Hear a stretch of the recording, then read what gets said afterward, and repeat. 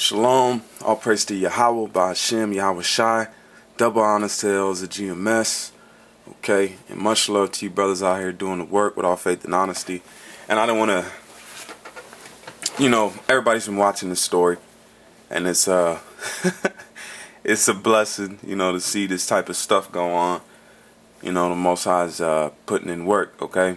But I didn't want to do this story when it came out because I wanted to let some, let the smoke settle, as you may say, so you can see through it. It's always good to be circumspect, look around you, try to collect a lot of facts, because, this devil does things that, it's always got something to it. So, but let's get into it a little bit more, and we're going to go look at this story right here, and then we'll get into some scriptures, okay? Let's let this play. Might have a commercial on or something. Yeah, it will. But while this thing is on, we'll mute it. I mean, right here, these situations right here, the Most High is working, because they just legalized that homosexual marriage, to where two men, two women can get married. Okay, so the Most High's not playing with this place. He's already started putting Hurricane Sandy, and then it's weird that they have a high school Sandy, okay, or the elementary school named Sandy. Okay, so I don't know what's with the Sandy name, but there's a lot of things going on with it. But let's get into the news report. Details are emerging this morning about the gunman. We're piecing together a picture of Adam Lanza, but still left with the question of why he would commit this horrific act, why he would target such small children. ABC chief investigator. And I'm going to tell you that, and I'm going to bring that out later on in the lesson, okay, exactly why he did it. Correspondent Brian Ross has been tracking that part of the story since the very beginning. And what have you learned, Brian? Well, good morning, Elizabeth. Authorities say they expect more progress today as they figure out the how and the why of what happened. But even veteran detectives and agents are having a hard time dealing with all that is required of them at this crime scene. Authorities now say the death toll could have been much higher. That when Adam Lanza shot himself as police arrived, he still had a huge quantity of bullets left for his high-powered weapons. All weapons have multiple magazines and additional ammunition. As to his motive, officials tell ABC News that computers removed from the family home over the weekend provide important clues into Adam's twisted thinking. It was here that he killed his first victim, his mother, 52-year-old Nancy Lanza, who friends say had become increasingly concerned in the last few months about Adam's emotional and behavioral issues. It was just getting a little harder for as time went on as he was getting through school.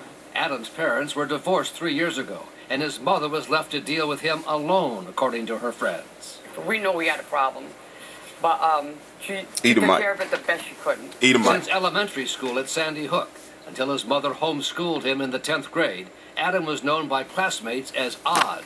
He hated looking into your eyes for more than a couple seconds. He'd always look down at his paper or whatever he was doing. Before his mother pulled him out of high school for homeschooling, Adam was a member of the Tech Club. And the school's former security director, Richard Novia, who was close to Lanza, says the young man could feel neither emotional nor physical pain.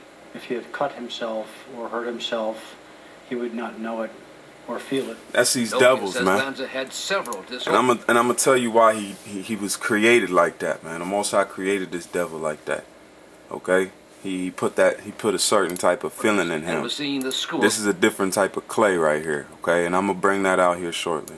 Psychologist. He would have periods of times when he would withdraw entirely unto himself. Pretty much episodes. You would have to work hard to reach him again. Police this morning say when Lanza killed his first victim, his protector, his mother, he used the assault-style rifle to kill her with several shots to the head, a gun that she owned legally and had used when she took her son to nearby gun ranges for target practice, Elizabeth. And you're expert in the piece saying he didn't feel any physical violence or any physical pain makes you wonder if that would also mean he didn't feel emotional pain as well.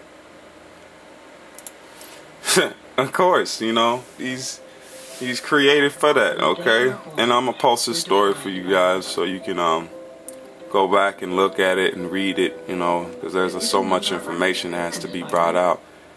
All right, so this is the first story. We're gonna jump into the next one. Hopefully I'll stop playing, but We got this one here. It says, zoom in a little bit. It says school gunman Adam Lanza, a loner and one of the Goths. Alright? Edomite, man. Okay. I'll read a little bit of the story for you guys. And it says, Adam Lanza killed his mother at his home in a well-off part of Connecticut. Well-off, so he was, and it's told you the woman was divorced. Okay? So the Edomite husband was probably had some money, had a nice little cake, and they divorced, and you know, they stayed in a well-off part of Connecticut. This wasn't some kid in the slums and the ghettos that got his hands on a AK from Pookie and them. Okay, this is how you say a well brought up kid that had all the counseling, had all the stuff that he needed to be successful, but still look at the monstrosity that he did. Okay, well off part of Connecticut before driving his car to Sandy Hook's elementary school armed with 3 weapons and gunned down 27 people, including 20 children. Okay, so y'all can go in and looking at that, but there's some more stuff that I wanted to show. Oregon gun stores say sales have picked up dramatically in the wake of Sandy Hook and the Portland Mall shooting. Dramatically. Area stores say gun sales picked up after Tuesday's shooting at the Clackamas Town Center, but the lines grew exponentially hours after Friday's massacre. The stores are so busy, Oregon State background checks, which usually take 15 minutes, now have customers waiting for 4 hours. Many customers said they are buying a rifle now because they believe their right to purchase one will be going away. The race riot, the civil unrest is brewing up right in front of your face, man. It's right there. It's coming. They just telling you right here it's about to go down.